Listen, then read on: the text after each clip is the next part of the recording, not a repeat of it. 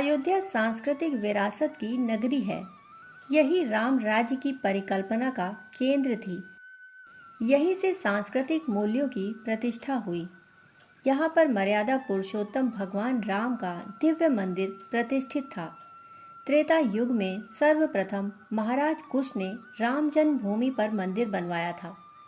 कहा जाता है कि भगवान श्री राम के सरयू नदी में तिरोहित होते ही सरयू नदी में भयानक बाढ़ आई, जिसमें अयोध्या का संपूर्ण वैभव नष्ट हो गया। भगवान श्री राम ने अपने जीवन काल में ही अपने राज्य को चारों भाइयों के पुत्रों के मध्य में विभाजित कर दिया था। अपने बड़े पुत्र कुश को कुशावती क्षेत्र, जो अयोध्या से दक्षिण विंध्याचल के आसपास का क्षेत्र है, राज्य बनाने के लिए दिया। उन्होंने अपने दूसरे पुत्र लव को अयोध्या से उत्तर श्रावस्ती क्षेत्र, जिसे सरावती कहा जाता था, दिया था। यह मध्य क्षेत्र था। भरत के पुत्रों में से तक्ष को तक्षशिला और पुष्कल को पुष्कलावती, पेशावर, पश्चिम का क्षेत्र दिया। लक्ष्मण पुत्र चंद्रकेतु को मल्ल देश और अंगद को कारुपथ, मध्य पूर्व क्षेत्र सौंपा था। शत्रुघ्न के पुत्र सुबाहु और शत्रुघाती को क्रमशः मथुरा और विदिशा का क्षेत्र दिया था।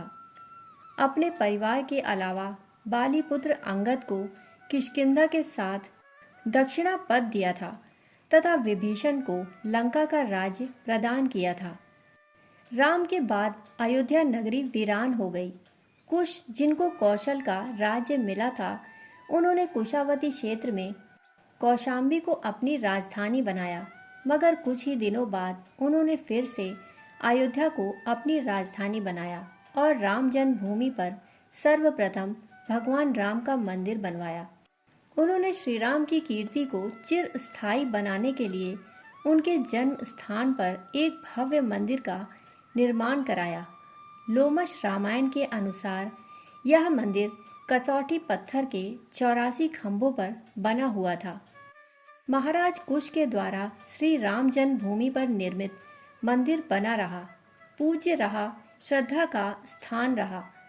अयोध्या में सूर्यवंशी अनेक नरेशों की पीढ़ियां बीतती गईं। एक के बाद एक राजा अयोध्या में राज्य करते रहे, पर मंदिर यथावत बना रहा, पूज्य रहा। द्वापर युग में, महाभारत काल में और उसके बाद कलयुग में, ईसा पूर्व 6ठी शताब्दी के बाद तक, गौतम बुद्ध के काल तक यह मंदिर बना रहा। उसके प्रति आस्था एवं विश्वास में कोई कमी नहीं आई। ईसा पूर्व 2री शताब्दी तक यह मंदिर यथावत बना रहा। इतिहास से ज्ञात होता है कि सबसे पहले ईसा से 150 वर्ष पूर्व यूनानी कुषाण राजा मिनेंद्र ने इस राम मंदिर पर आक्रमण करके इसको ध्वस्त किया।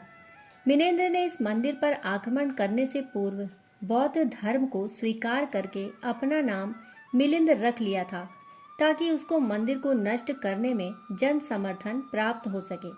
उस समय बौद्ध धर्म का प्रभाव था, उसका वैष्णव धर्म से विरोध था। बौद्ध धर्मी हिंदू धर्म का कड़ा विरोध करते थे और उनकी पूजा पाठ के विरुद्ध थे। उनके मंदिर और मूर्तियों का घोर विरोध करते थे। राम जन्मभूमि पर महाराजा कुश द्वारा निर्मित मंदिर को सर्वप्रथम राजा मिनेंद्र ने गिराकर अपनी शक्ति प्रदर्शित की थी। यद्यपि हिंदुओं द्वारा उसका प्रबल विरोध किया गया, किंतु राजा मिनेंद्र की सेना की संख्या, शक्ति और कौशल के समक्ष वे टिक ना सके। 3 माह के अंदर शुंग वंश के राजा द्युमत सेन ने उसकी राजधानी कौशाम्बी पर कब्जा कर लिया और मिनेंद्र को मार डाला। राजा द्युमत सेन ने मंदिर का पुनर्निर्माण करवाया। लगभग 100 वर्ष तक यह मंदिर बना रहा। महाराज विक्रमादित्य ने ईसा पूर्व 1ली शताब्दी में दूसरी बार राम जन्मभूमि पर मंदिर का भव्य निर्माण करवाया। मान्यता है कि आज से 2100 वर्ष पूर्व महाराजा विक्रमादित्य भारत भ्रमण करते समय अयोध्या पहुँचे, जहां उनको वीरान और उजड़ी हुई अयोध्या मिली, परंतु सरयू नदी निर्बाध रूप से प्रवाहित थी। उसका प्रवाह मंद मंद गति से पूर्ववत प्रवाहित था। उसका जल पवित्रतम बना हुआ था। सभी उसमें स्नान करके अपने को धन्य समझते थे। तब राजा विक्रमादित्य ने वहां पर मंदिर बनवाया था। राजा विक्रमादित्य द्वारा राम जन्मभूमि पर मंदिर बनाने के संबंध में कई रोचक कथाएं प्रचलित हैं। राजा बृहदबल की महाभारत में मृत्यु हो जाने के बाद अयोध्या वैभव विहीन हो गई थी। ईसा के जन्म से लगभग 100 वर्ष पूर्व उज्जैन के राजा विक्रमादित्य इसकी खोज करते हुए यहाँ आए। उन्होंने यहाँ पर रामगढ़ का किला बनाया और जंगलों को साफ करके राम, सीता, लक्ष्मण और हनुमान की स्मृतियों से संबंधित स्थलों पर 360 मंदिरों का निर्माण करवाया। यद्यपि इसका उल्लेख किसी संस्कृत ग्रंथ में नहीं मिलता, परंतु जन सामान्य में यह मौखिक परंपरा बहुत पुरानी रही है। सन 1767 ईस्वी में भारत की यात्रा करने वाले ऑस्ट्रिया के जेसुइट पादरी टाइफन थेलर ने अपने यात्रा वृत्तांत की पुस्तक, जो सन 1785 में फ्रेंच भाषा में प्रकाशित हुई, में इस किंवदंती का उल्लेख किया है। इस पुस्तक का लेखक सन 1766 से सन 1771 ईस्वी तक अवध में ठहरा था। उसने अयोध्या के विषय में जो कुछ भी लिखा है वह उस समय का आंखों देखा वर्णन है। कथा कुछ इस प्रकार है। एक दिन सरयू तट पर खड़े महाराजा विक्रमादित्य ने देखा कि एक काला हंस आया और उसने सरयू में डुबकी लगाई। डुबकी लगाने के बाद जब वह निकला तो उसका रंग काले के बजाय शुभ्र श्वेत हो गया। महाराजा की उत्सुकता जागी। उन्होंने उसे अपने योग बल से रोका। तब वह देव स्वरूप में प्रकट हुआ, जिससे महाराजा ने अपनी जिज्ञासा शांत करने को कहा।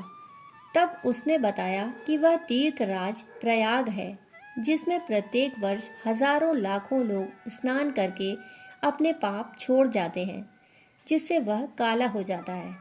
इस पाप से मुक्ति पाने के लिए वह प्रत्येक वर्ष पावन अवधपुरी में आकर भगवान श्री राम के चरणों में समर्पित होकर सरयू जी में स्नान करके अपनी कालिमा समाप्त कर लेता है।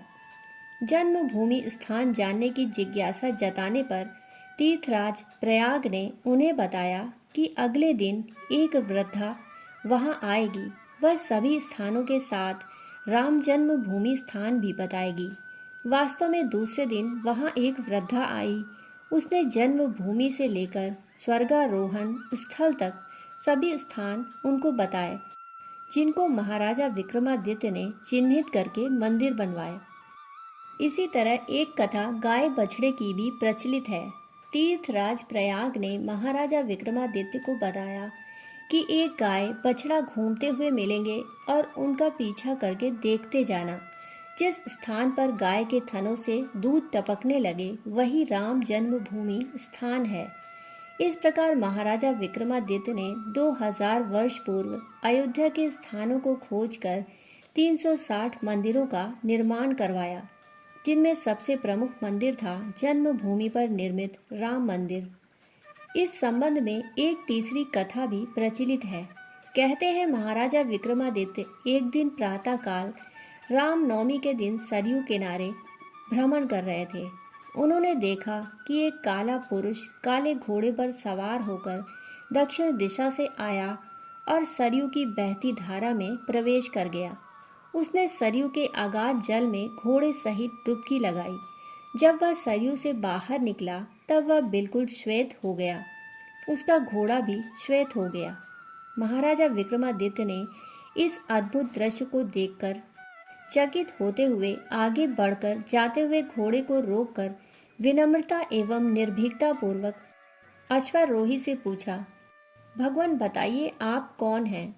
अश्वारोही ने मुस्कुराकर कहा, पुत्र मैं तीर्थराज प्रयाग हूँ।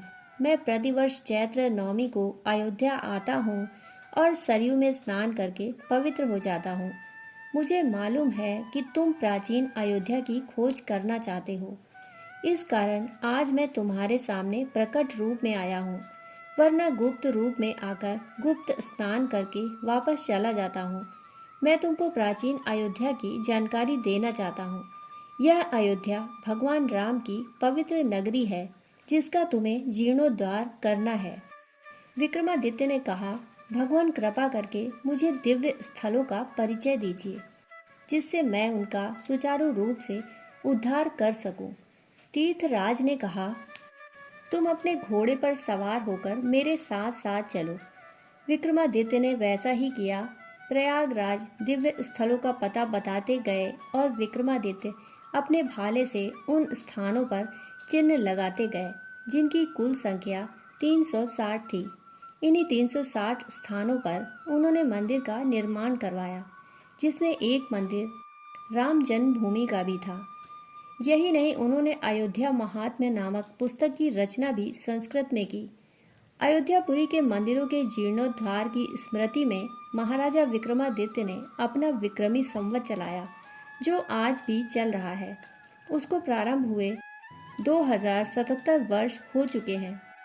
इसके पहले युधिष्ठिर संवत चलता था जो महाराजा विक्रमादित्य द्वारा अयोध्या पुनर्निर्माण के समय 2426 वर्ष पूरा कर चुका था।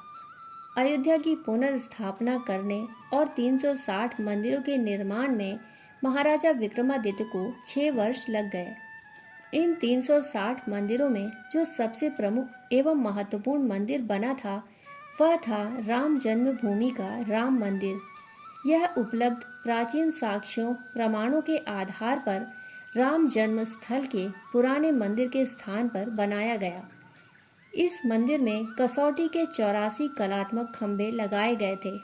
ऐसा माना जाता है कि यह कसौटी के खंभे लंका विजय के बाद हनुमान जी द्वारा लंका से लाए गए थे जिनको कुश ने मंदिर निर्माण में लगाया था। इसके बाद अनेक राजा आए और गए, सदियां बीती, मगर महाराजा विक्रमादित्य द्वारा निर्मित जन्मभूमि पर मंदिर खड़ा रहा। उसे किसी ने हानि नहीं पहुंचाई। लगभग 500 वर्ष के बाद चौथी शताब्दी में महाराजा चंद्रगुप्त प्रथम का शासन काल आया। उन्होंने अपनी राजधानी पाटलिपुत्र के स्थान पर अयोध्या बनाई जो कौशल राज्य में थी। वे वैष्णव भक्त थे। इसके बाद स्कंदगुप्त का कार्यकाल आया। इनकी भी राजधानी अयोध्या थी। वे भी विष्णु भक्त थे। उन्होंने अपनी ध्वजा पर गरुड़ चिन्ह करा रखा था।